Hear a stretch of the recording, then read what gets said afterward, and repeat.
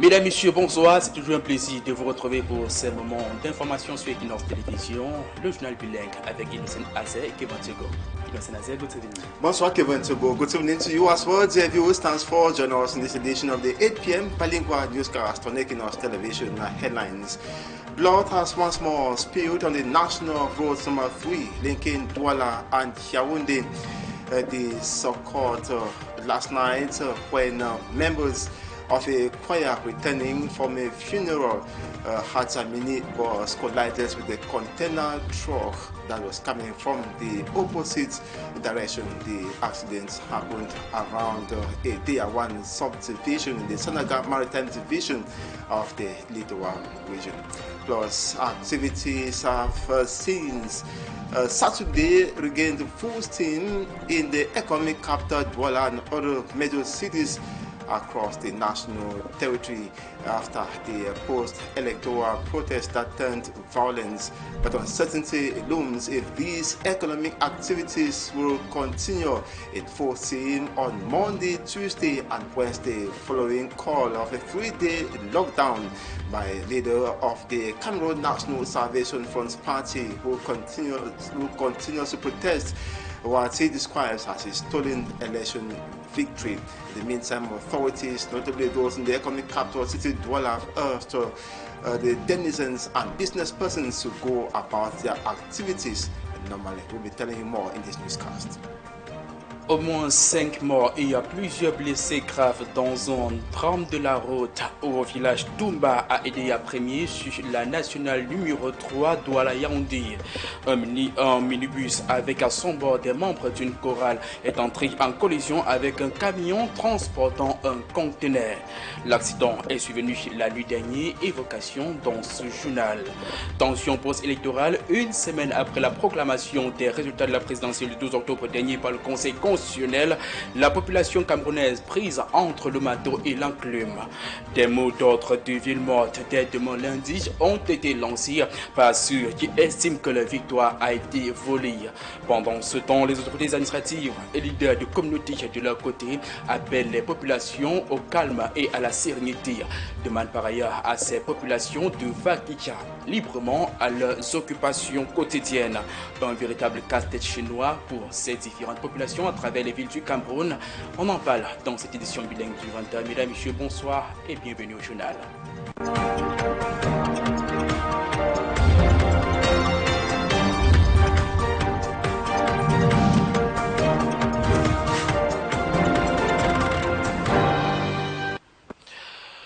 Nous commençons cette édition avec cette note triste. Il s'agit de cet accident de circulation qui a fait au moins 5 morts à Toumba et de nombreux blessés graves dans l'arrondissement des après-midi sur la route nationale numéro 3 dans les coups de 22 h la nuit dernière. Ainsi donc les occupants du minibus entraient en collision avec un camion transportant un conteneur étaient membres d'une chorale revenant d'un deuil, avons-nous appris. Plusieurs blessés graves ont également été enregistrés en plus des personnes décédées sur le carreau selon des sources sur place. Les circonstances de ce hécatombe restent méconnues. Pourtant, les secours sont donc arrivés sur les lieux afin de porter assistance aux survivants. Nous y reviendrons dans d'autres éditions du journal. Nous disions en titre tension post-électorale, une semaine après la proclamation des résultats du scrutin du 12 octobre dernier, la population camerounaise prise entre le marteau et l'enclume. Des mots d'ordre de ville morte ont été lancés pour lundi, mardi, mercredi prochain par ceux qui estiment que la victoire a été volée.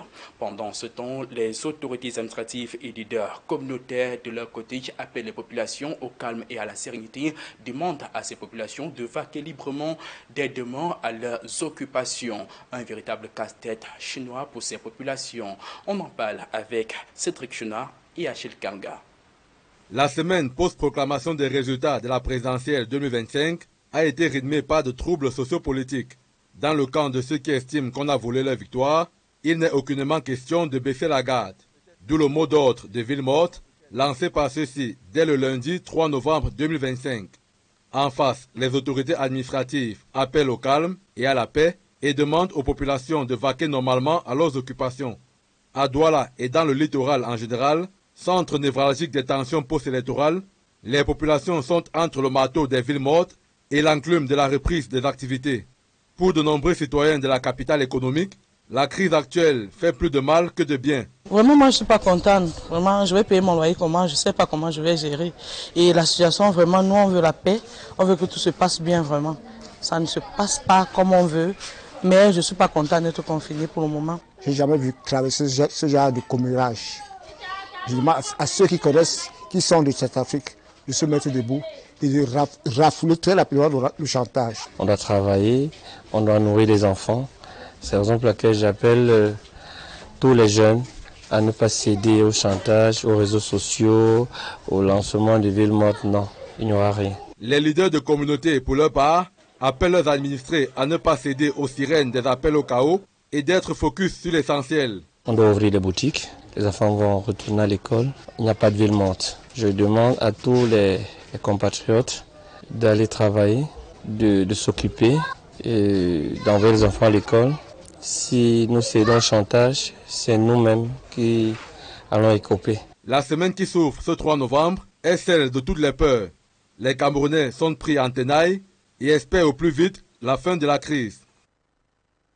Et dans un message rendu public le samedi 1er novembre dernier, Monseigneur Samuel Cléda, archevêque du Douala, fait le point sans état d'âme de la crise post-électorale que traverse actuellement le Cameroun quelques semaines après le scrutin présidentiel.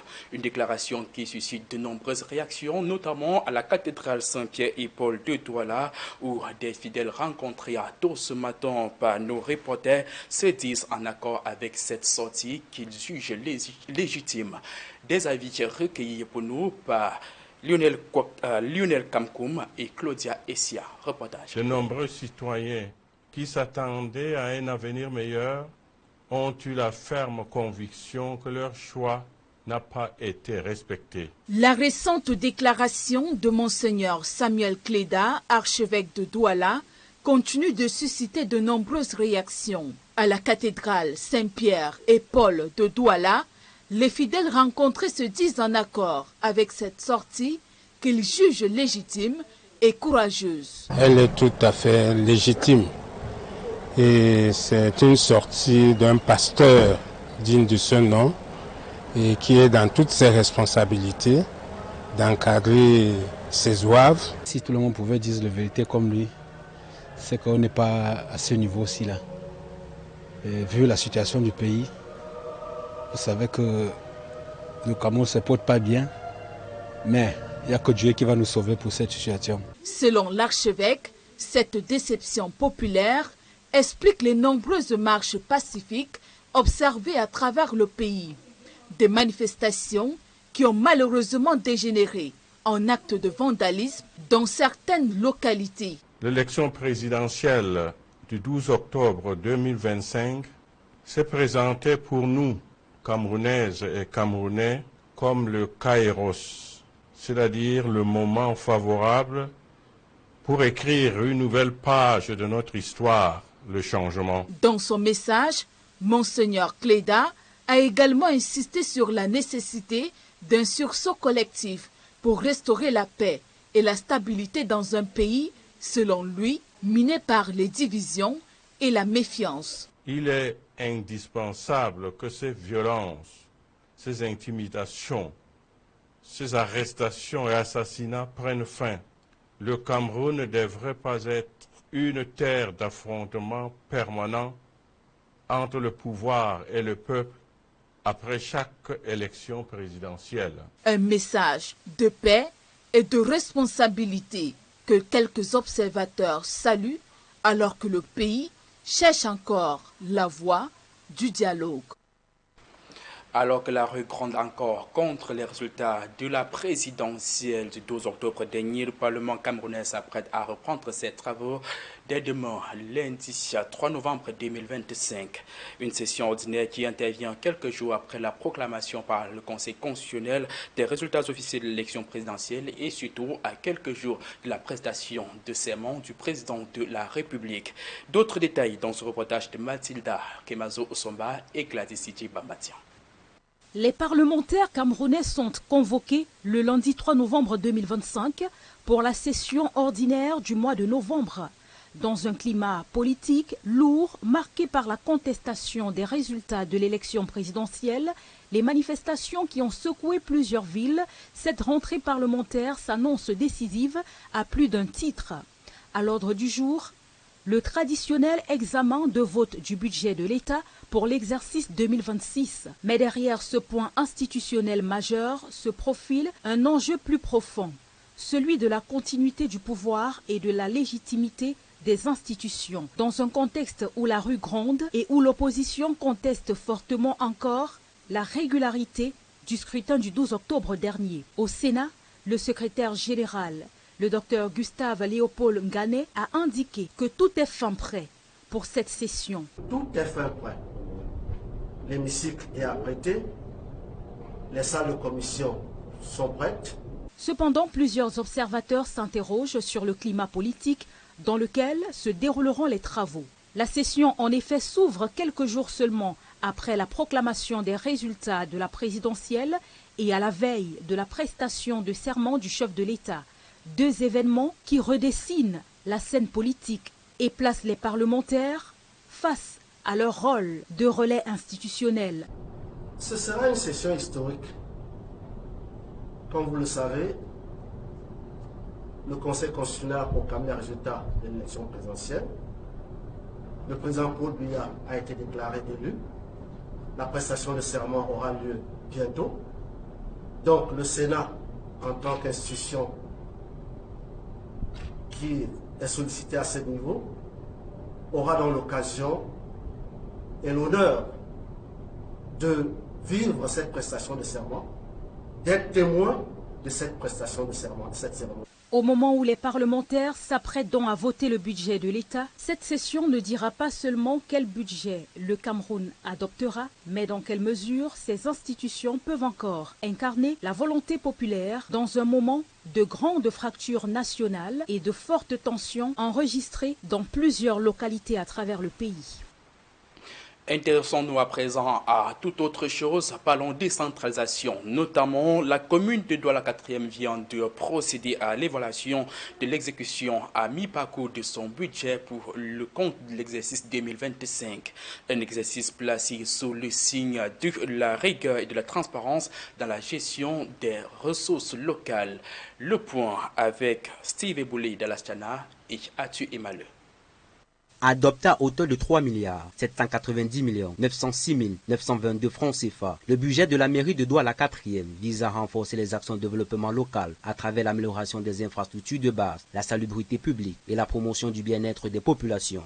Au 30 juin 2025, soit à mi-parcours de l'exercice, les services financiers de la mairie fait état d'un recouvrement effectif de 500 99 830 francs CFA, soit environ 13,2%. Nous avons tous vu que les recettes ne sont pas aussi bonnes que les années antérieures, tout simplement du fait de la réforme de la fiscalité locale. Nous espérons qu'en 2026, cette réforme étant totalement effective, nous aurons de meilleurs résultats. Et nous continuons tout simplement en disant aux populations de toujours espérer que nous sommes là pour leur donner le meilleur de nous-mêmes. Malgré ces contraintes, la mairie a pu réaliser plusieurs actions prioritaires, parmi lesquelles l'entretien des routes secondaires, la collecte des ordures ménagères et l'appui aux établissements scolaires de l'arrondissement. Déjà féliciter le maire qui, nonobstant les difficultés de trésorerie réelles auxquelles font face nos communes d'arrondissement, a pu quand même trouver des subsides nécessaires pour tenir cette session du conseil municipal de Douala 4e. J'ai pris acte des performances actuelles de cette commune, mais qui appellent nécessairement des efforts additionnels pour que le plan de campagne soit réalisé de façon optimale. Du côté des conseillers municipaux, tout en exprimant leur satisfaction, certains ont formulé des doléances pour renforcer l'efficacité de l'action municipale. Quand on regarde pour la mairie, nous avons quelque chose que la mairie de la ville devrait nous citer. En faisant cette route de Bonendale, Bojongo, Benpele, rien que ça. Le développement n'a pas de parti politique. Le développement, tout le monde doit être fixé sur la voie du développement Donc je voudrais qu'on revoie la plateforme. Cette évaluation à mi-parcours marque ainsi une étape décisive pour la mairie de Douala 4e qui entend consolider les acquis corriger les insuffisances et redoubler d'efforts pour atteindre ses objectifs d'ici la fin de l'exercice. Et à l'international, Samia Suluhu Hassan, présidente sortante de la République tanzanienne, largement réélue selon les résultats de la commission électorale, alors que le pays sombre dans une vague de violence et de contestation post-électorale. Pendant ce temps, en Guinée-Bissau, la campagne pour les élections générales a désormais été lancée avec un meeting du président sortant, Umaru Sissoco Embalo. Et au Soudan, des inquiétudes persistent concernant la continuation des violences à El Fasher, notamment après la reprise de la ville par des forces de soutien rapide FSR, une milice paramilitaire. La mouture internationale est signée ce soir. Esther Manuela Anon. De nouvelles images satellites et des témoignages de l'ONG Médecins sans frontières MSF ont mis en lumière samedi 1er novembre la continuation des violences à El Fasher, ville située dans l'ouest du Soudan, près d'une semaine après sa prise par les paramilitaires des forces de soutien rapide FSR. Après 18 mois de siège, les FSR, dirigés par le général Mohamed Hamdan Daglo, dit MMD, ont pris possession d'El Fasher le 26 octobre dernier, mettant ainsi fin à la résistance de la dernière grande ville du Darfour, encore sous contrôle des forces loyales au général Abdel Fattah al-Burhan. Le laboratoire de recherche humanitaire de l'université de Yale, qui analyse des vidéos et des images satellites, indique que les récentes photos prises vendredi dernier montrent l'absence de toute activité significative dans la ville, ce qui laisse penser que la majorité de la population d'El Fasher serait soit morte, soit capturée ou encore cachée. 3 jours après l'élection présidentielle en Tanzanie, la présidente sortante Samia Suluhu Hassan a été réélue avec un impressionnant 97,66% des voix. Toutefois, cette élection a été marquée par des violences qui ont secoué le pays pendant 3 jours, à commencer dès le jour du scrutin. L'opposition dénonce l'exclusion de ses représentants. Selon les opposants, les forces de l'ordre auraient tué au moins 800 personnes lors des manifestations contre le gouvernement et réclament désormais l'intervention d'un organisme indépendant pour superviser de nouvelles élections. À l'heure actuelle, les réactions à l'annonce de la victoire de Samia Suluhu Hassan sont rares. Si Dar es Salaam reste calme, plusieurs ambassades ont d'ores et déjà conseillé à leur personnel de limiter les déplacements non essentiels dans la capitale. En Guinée-Bissau, 12 candidats sont en lice pour la présidentielle prévue le 23 novembre prochain. La plupart ont lancé leur campagne ce week-end, à commencer par le président sortant Umaru Sissoco Embalo. Un fait notable dans cette élection, le Parti africain pour l'indépendance de la Guinée et du Cap-Vert, traditionnellement un acteur majeur de l'opposition, a été exclu du processus électoral, tant pour la présidentielle que pour les législatives. Son leader Domingo Simoes Pereira n'a donné aucune consigne de vote, mais s'est engagé personnellement à soutenir le candidat indépendant Fernando Diaz. La campagne se clôturera le 21 novembre prochain par des rassemblements de grande envergure dans la capitale. Esther Manuela Anon et Lionel Kamkom pour mettre un thème à la première partie de ce journal. La suite, c'est en langue anglaise. C'est avec Innocent Azer.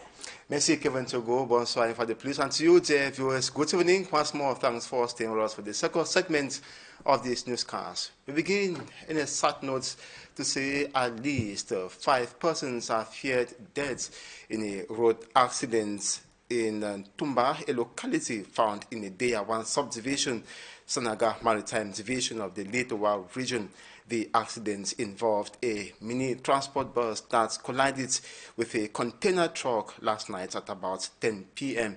The victims were members of a choir returning from a funeral. Injured ones are receiving treatment in the hospital. Exact cause of the accident is not known, though onlookers talked of reckless driving and bad states of the National Road Number 3. Now, the mid-term budget evaluation session of the Douala 4 Council held recently. Discussions focused on bad roads, floods, limited infrastructures, and the economic hardship faced by the population. The issue of internally displaced persons was equally discussed. With a budget of over 3.5 billion francs CFA, the Douala 4 Council hopes to meet up with these projects in order to improve on the living standards of the population. Details with ACLUC Liengo, who took part in that budgetary session. Aside from the population growth caused by the influx of people from the Anglophone regions, The Douala 4 subdivision still struggles with poor drainage and dilapidated roads, especially in Bojongo, Mabanda and Sodiko. Nous avons quelque chose que la mairie de la ville devrait nous citer. En faisant cette route de Bonendale, Bojongo, Benkwele. All these noted by the 4th Deputy Mayor of the Douala 4 were at the center of discussions during the Douala 4 Council's midterm budget evaluation session chaired by the Mayor in the presence of the Senior Divisional Officer for the Wuri Division, the Divisional Officer for the Douala 4, Deputy Mayors and Municipal Councillors. During his presentation, the Mayor of the Douala 4 subdivision, Professor Edouard Mobimpa, stated that the council's budget rose from 3,535,085,310 francs CFA to 3,790,996,922 francs CFA. However, as of June 30, 2025, revenue collection stood at 500,099,830 francs CFA, compared to 630,423,034 francs CFA for the same period in 2024, representing an 18.48% decline. We all seen that our resources decrease because we have a new law for local fiscality, and I think that next year we will do better. Despite these fiscal constraints, the council reported a significant progress in infrastructure, including the near completion of road projects in Sodiko, Bonendale, Mabanda, and elsewhere, the construction of new water points, the installation of street lights, and the building of 20 new classrooms across the Douala 4. Just to congratulate the mayor and the whole municipal council for the work in harmony we observe. We allow them to continue increase their efforts in order to make money, in order to realize the planned campaign. The meeting provided an opportunity to assess progress on ongoing projects and outline priorities for the upcoming months. In the past few days, living or feeding in the economic capital city has been living hell for households. This as a result of the post-electoral unrest. Prices of basic commodities skyrocketed on the local markets. Reporter Immaculate Fogwe went around some markets in the economic capital city, Douala, to see what exactly was happening with the prices of basic commodities, which you say was cursed in less than 7 days. Her report. Of basic commodities in the city of Douala are yet to return to normal as the population continues to struggle with increasing prices provoked by post-electoral violence across the national territory, which prevented vehicles from transporting goods from one place to another. The prices of tomatoes, carrots, green peppers, Irish potatoes and many other perishable goods have all noticed a significant hike. We used to sell a basket of tomatoes for 4,000 to 5,000 francs before the post-electoral tensions, but now it's being sold for 10,000 francs and above. Our customers are really suffering and we are helpless because we bought the tomatoes at a high cost too. It's tough for everyone involved.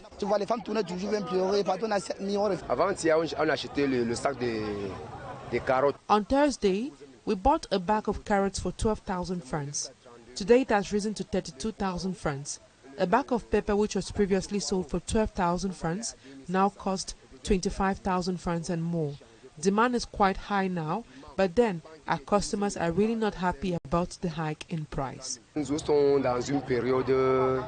This Saturday witnessed a massive turnout of customers in the market as they all struggle to buy their foodstuffs to stock at home. However, the prices have frustrated many buyers who say they are unable to meet up. Due to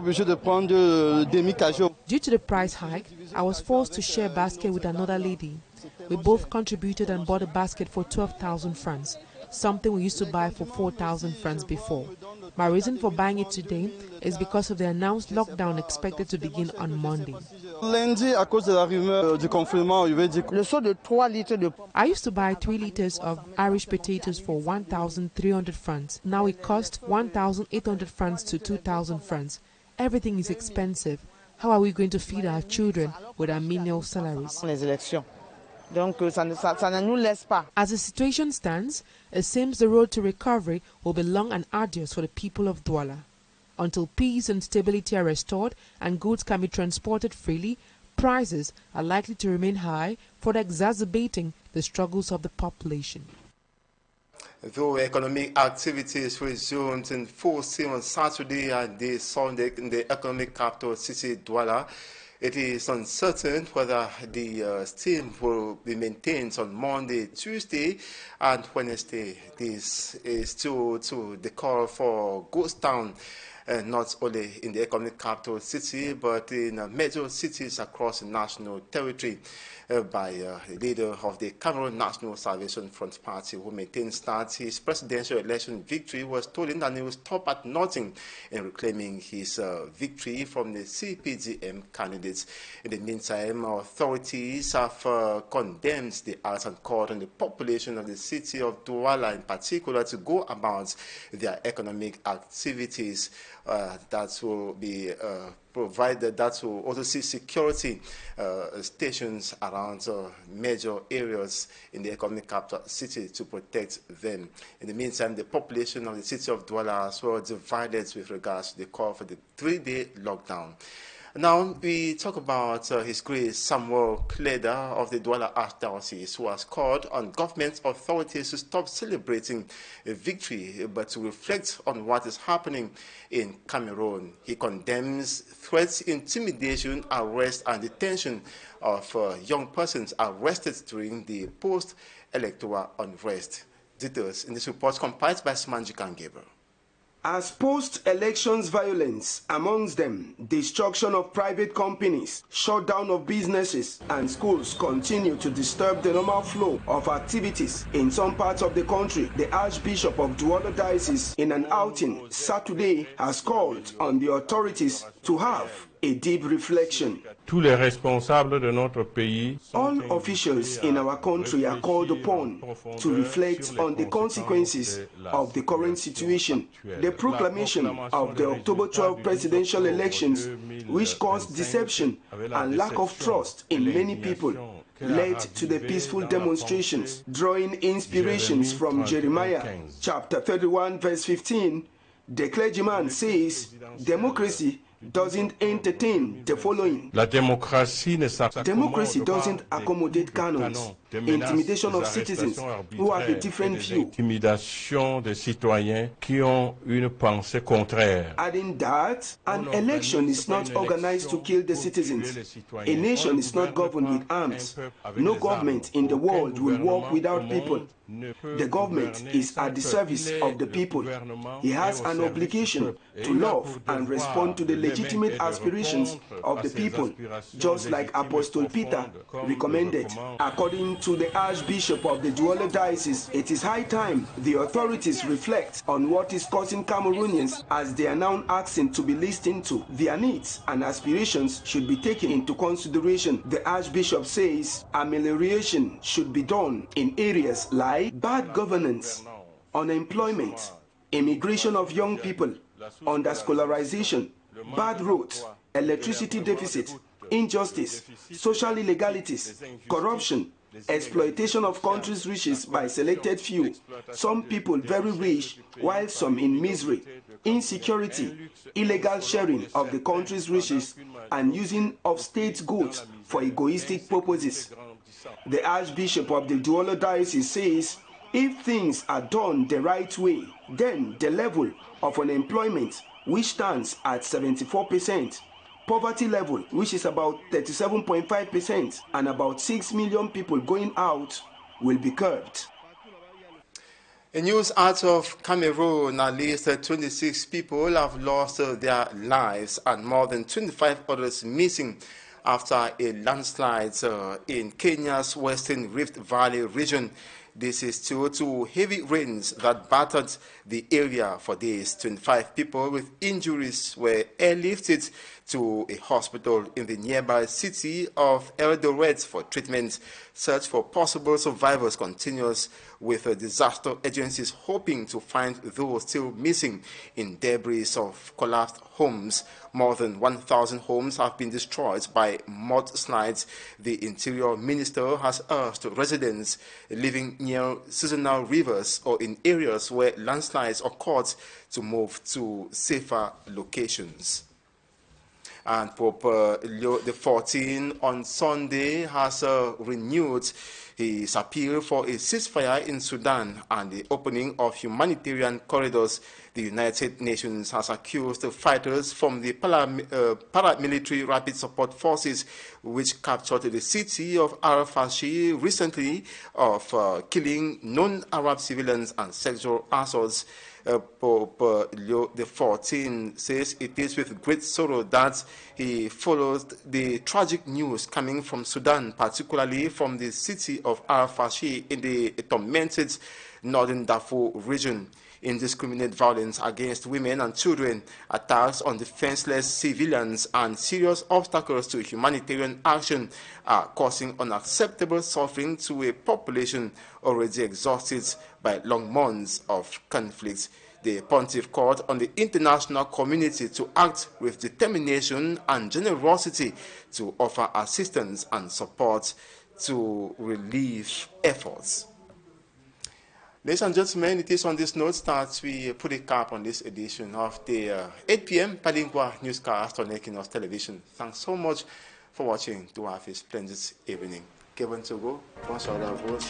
Thank you, Innocent Nazer. Mesdames, Messieurs, le 20h bilingue, l'essentiel de l'information dans cet endroit de savoir, c'est tout pour ce soir. Restez sur nos programmes, restez sur nos antennes. Les programmes se poursuivent.